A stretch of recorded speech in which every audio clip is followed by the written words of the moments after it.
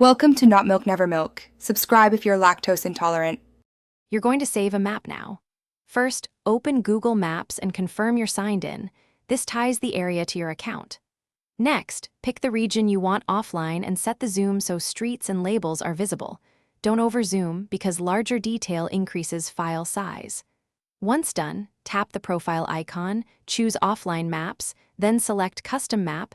This begins the actual selection process for download. Now focus on selecting the right coverage. Drag and resize the box to include routes, waypoints, and nearby towns. Make sure major junctions aren't cut off. Once positioned, look at the estimated size and compare with your device storage. Reduce area or adjust zoom if it's too large. Tap Download, then watch the progress indicator. Downloads usually finish quickly on Wi-Fi. After completion, the map is available offline and appears in your offline maps list. With the map saved, open Offline Maps and select it when you lose connectivity. You can navigate, get turn-by-turn directions, and search basic place info. Make sure location services remain enabled so GPS can position you. Offline maps do not require internet but need GPS. If you encounter missing streets or failed routing, delete the offline area and re-download with a slightly larger selection or updated zoom.